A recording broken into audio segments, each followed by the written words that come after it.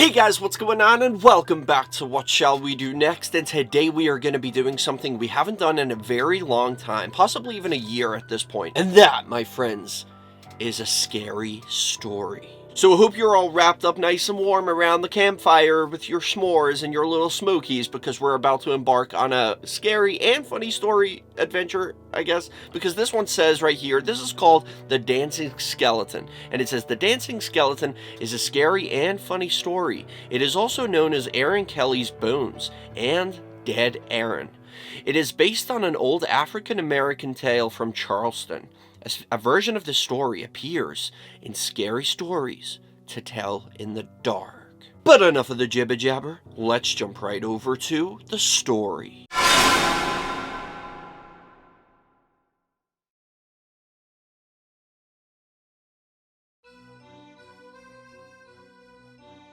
The Dancing Skeleton. Aaron Kelly was dead. There wasn't anything anybody could do about it. And, to tell the truth, nobody much cared.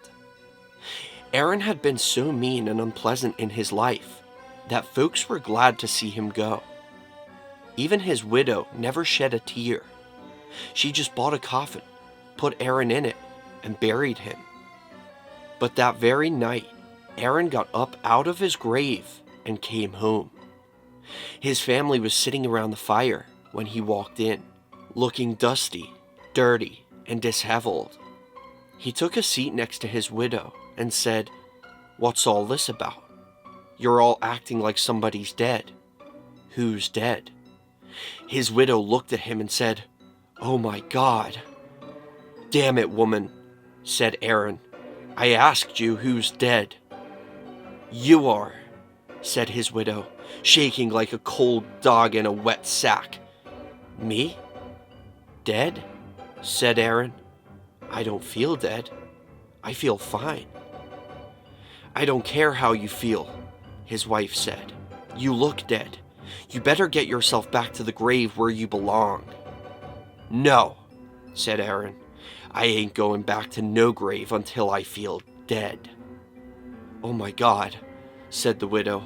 "How long can this corpse last?" "Not long," said her brother. "Not in this hot weather. He can't last long." Yet, despite the widow and the weather, and the heat and the rain and all, Aaron just kept lasting and lasting. All he did from sun up to sundown was sit by the fire, rocking in his chair and warming his hands and feet. But his joints were dry, and his back was stiff, and every time he moved, he creaked and cracked like a dead tree in the wind. His widow couldn't collect his life insurance because Aaron swore to God he wasn't dead. And she couldn't afford to pay for the coffin because she didn't get the insurance. And the undertaker said he was going to take back the coffin because it wasn't paid for. The widow told all this to Aaron, but Aaron didn't care. "Don't you miss me?" he asked. "Miss you?" said his wife. "I ain't had no chance to miss you yet. You ain't gone." One night, the best fiddler in town came to court the widow. He had heard that Aaron was dead and wanted to marry her. He sat on one side of the fire, and Aaron sat on the other, stretching his arms and legs, and all the time creaking and cracking. By this time, he was so dried out that he was little more than a skeleton. "I'm wore out listening to him creak and crack," the fiddler said. "Something ought to be done." "How long do we gotta put up with this dead corpse?" the widow asked. "How long do we gotta wait until he molders? How long do we gotta sit in front of this fire? You and me and him." Aaron stretched himself and said, "This isn't very jolly. Let's be jolly. Let's dance." The fiddler got out his fiddle and began to play. Aaron stretched himself, shook himself, got up, and took a step or two, and began to dance a jig. With his old bones rattling, and his yellow teeth snapping, and his bald head waggling, and his arms flip-flopping around and around the room he went. The fiddler played and Aaron danced, Up and down the floor he danced, with his long legs clocking and his knee bones knocking. He skipped and pranced around the room. How that dead man danced! But pretty soon a bone came loose and fell to the floor. "My golly, look at that," said the fiddler. "Play more faster," said the widow. The fiddler played faster. Crickety-crack, down and back the dead man went hopping. Every time he jumped and cracked, every time he cracked, another dry bone dropped on the floor. This way, that way, the pieces just kept dropping. "Play, man, play," cried the widow.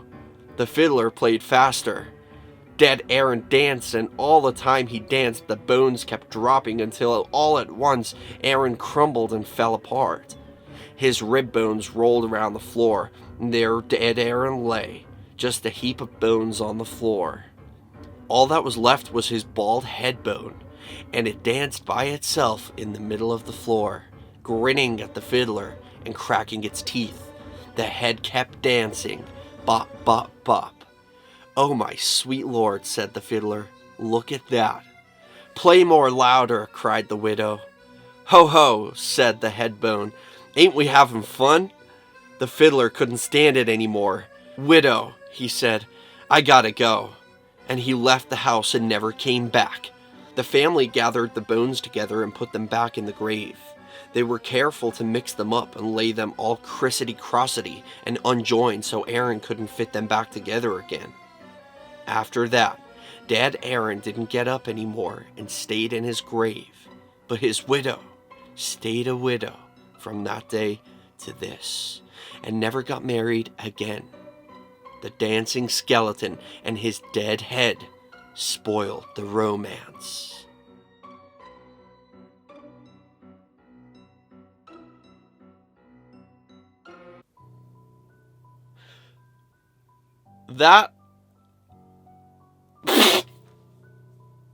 That was the most... Oh.